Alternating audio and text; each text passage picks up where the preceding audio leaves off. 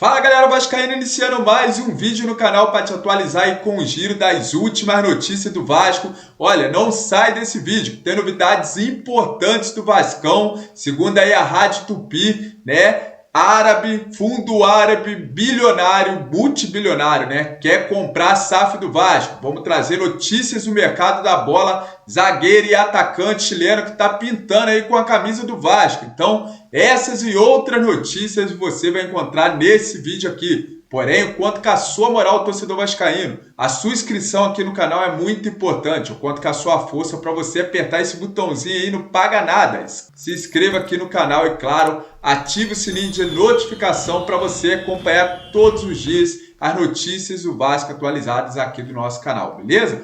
Deixa o like também para esse vídeo chegar a mais torcedor vascaíno. E sem mais enrolação, vamos trazer aí muitas notícias do Vasco. Esse vídeo vai ser um pouco longo. Peço para você acompanhar até o final, para a gente fazer um resumão de tudo que aconteceu depois, né, do empate frustrante que o Vasco teve aí contra o Criciúma, né, por causa do senhor Léo Pelé. Vou trazer aqui o Lucas Pedrosa, a gente vai debater aqui um pouco sobre essa partida, né, que o Vasco entregou ali 2 pontos, né, no final do jogo. O Vasco estava ali praticamente com os 3 pontos, né, na mão, debaixo do braço, e deixou escapar os 49. O Vasco fez o gol aos 49 do primeiro tempo, da virada, né, e tomou o gol de empate aos 49 do segundo tempo. Né? Brincadeira, o torcedor vascaíno ficou muito revoltado, assim como eu, que desliguei logo a televisão assim que o Vasco levou o gol, que tá de sacanagem, né, galera? Agora eu vou trazer aqui, né, como eu disse, o SBT Esporte, o Lucas Pedrosa falando sobre essa partida. Daqui a pouco a gente volta com muitas notícias do Vasco. Bora lá acompanhar o que o Lucas Pedrosa falou aí sobre esse jogo que o Vasco deu mole, né, caso do Léo Pelé, galera. Bora lá acompanhar. Vamos lá. Inicialmente, o Vasco repetiu erros muito parecidos com o jogo do Red Bull Bragantino, inclusive do mesmo personagem que se chama Léo. Léo Pelé, pelo amor de Deus. Contra o Red Bull Bragantino, o Vasco conseguiu a virada naquela ocasião em São Januário e depois tomou um gol aos 44 minutos com Elinho entrando na área num cruzamento, 2-2 em São Januário, 2 pontos jogados no lixo. Ontem aconteceu exatamente a mesma coisa. O Léo Pelé ele acaba falhando no primeiro momento aos 5 minutos, não só na cabeçada que ele corta e dá a bola. Fora Léo Pelé, do Criciúma, mas também quando ele viu o Bolazzi passando por ele e não conseguiu acompanhar, a falta de atenção, não consegue também. Isso não foi só um problema do Léo, do sistema defensivo, mas ele tá na jogada e ele deveria ter cortado.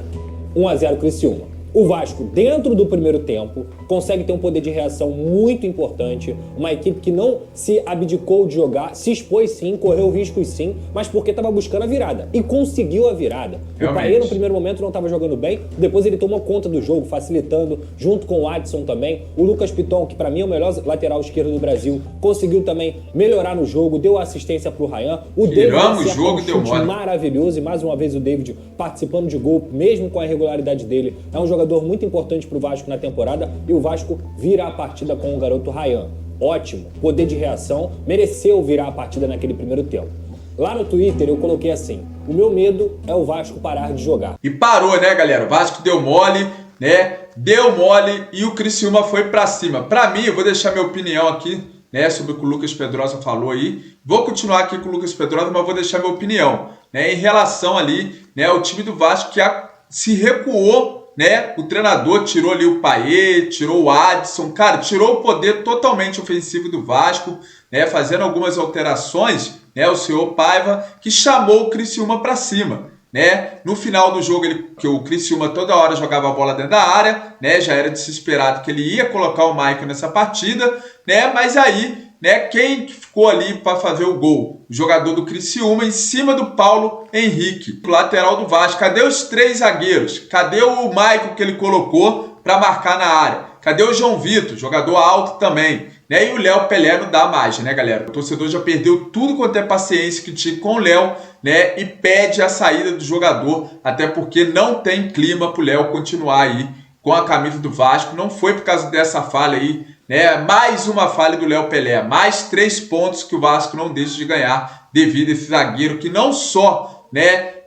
Deixou lá o jogador chegar na frente dele para fazer o gol, mas também que perdeu um gol inacreditável no Futebol Clube de Vasco. O Léo não é atacante, mas, cara, é brincadeira, né? Só porque ele não é atacante, era só colocar a bola pro fundo da rede do Criciúma, só ele a bola, ele conseguiu jogar a bola por cima do gol. Por que ele não faz isso lá atrás, né? Pra tirar a bola pro jogador não fazer gol. Aí ele não faz, né, galera? Então é complicado. Vou continuar aqui colocando o Lucas Pedrosa. A gente já volta aqui rapidamente aí para já começar com a notícia do mercado. A gente vai analisar aqui as substituições do Paiva. Ele mexeu errado, ele recuou o time. Mas na cabeça do vascaíno, na cabeça de qualquer pessoa que assistiu o jogo, sabe que o 3-1 naquele momento, quando o Léo Pelé perde um gol debaixo da trave, foi o que de fato definiu a partida. Porque com 3-1 você controla melhor, você toma substituições mais tranquilas também, você traz um time com mais tranquilidade para poder ter essa posse, e o Léo Pelé perde um gol que nenhum jogador profissional do futebol deveria perder, embaixo da trave. Além do erro dele defensivo na partida, ele também teve um erro ofensivo e que no final foi cruel pro Vasco. Aí o Rafael Paiva coloca o Maicon na vaga do Adson, que era o único jogador que ainda tinha uma forma de controlar o jogo.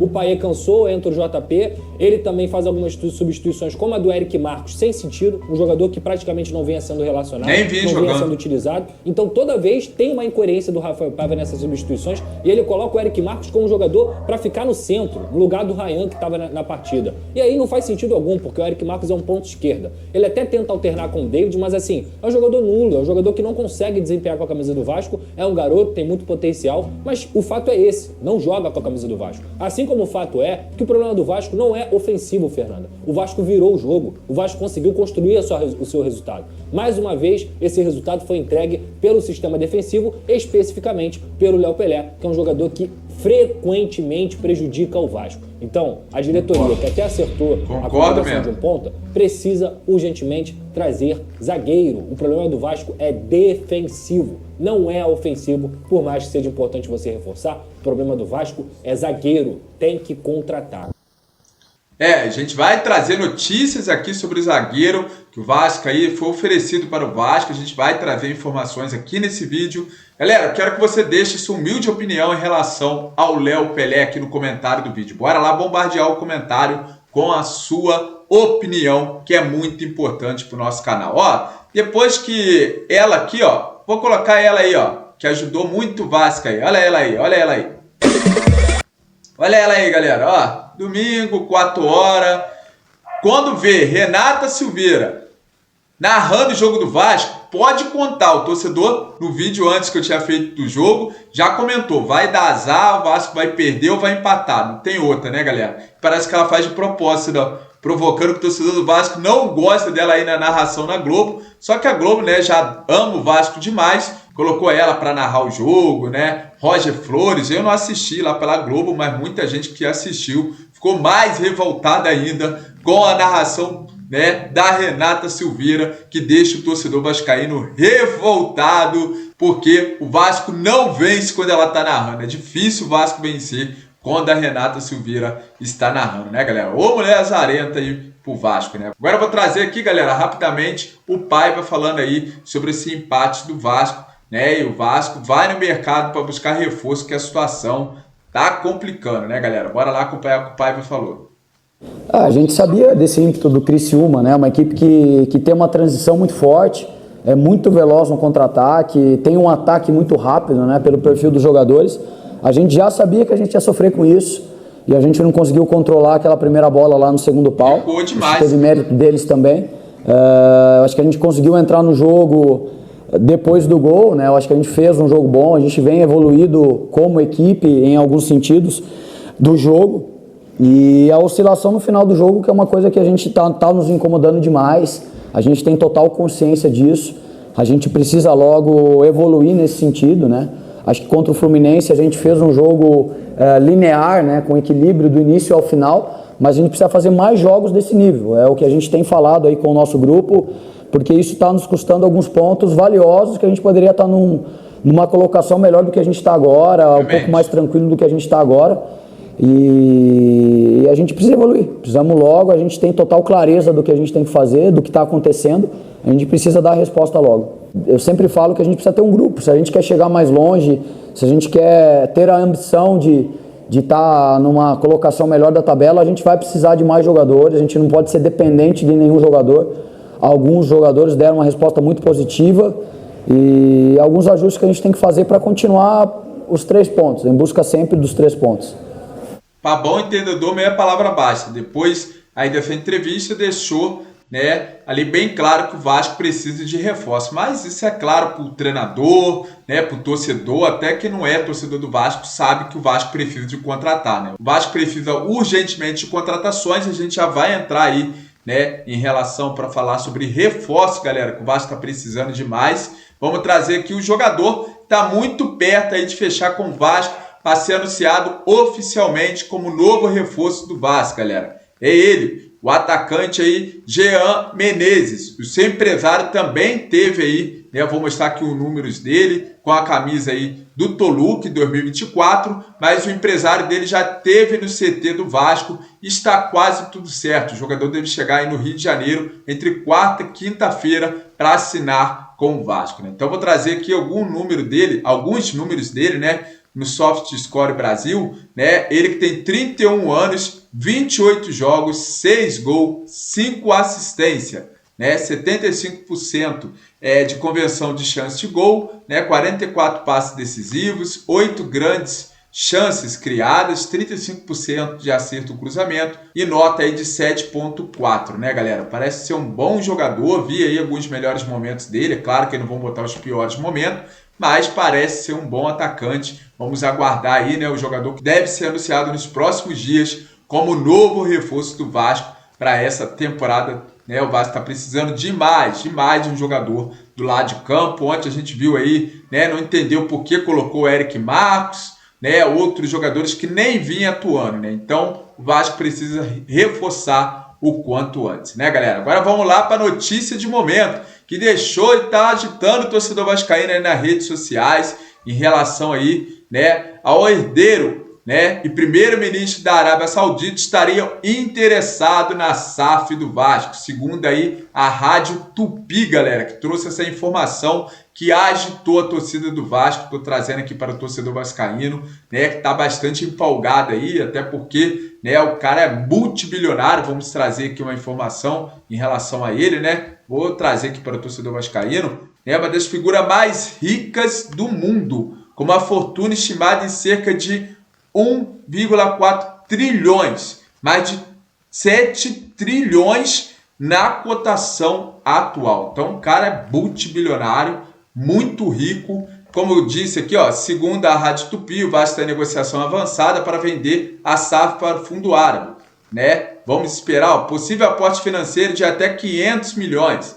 Assumir compromissos futuros, 280 milhões em setembro de 2024, 120 milhões em 2025. Gestão financeira sob o controle dos investidores árabes, continuando a gestão esportiva do Pedrinho. A negociação deve ter um desfecho em outubro de 2024, galera. Então, possivelmente, vamos aguardar aí, né, em relação ao negócio das Arábias, venda da SAF do Vasco, que agitou o torcedor vascaíno. Quero o seu comentário aqui, o que você acha aí, né, desse multibilionário chegar no Vasco, né, para investir ali uma grana aí em relação a contratações de jogador, e o torcedor já está fazendo meme nas redes sociais, né? Vamos ficar de olho aí, né, galera? Ele também comprou lá a parte do futebol do Newcastle, né, uma porcentagem ali da Nintendo, né, de videogame aí. Então vamos esperar que pode vir coisas boas aí para o torcedor vascaíno. A gente não vê a hora, né, galera, de chegar notícias boas, porque o torcedor do Vasco tá cansado de sofrer, né? Agora, galera, eu vou trazer informações sobre esse zagueiro, Maurício Lemos.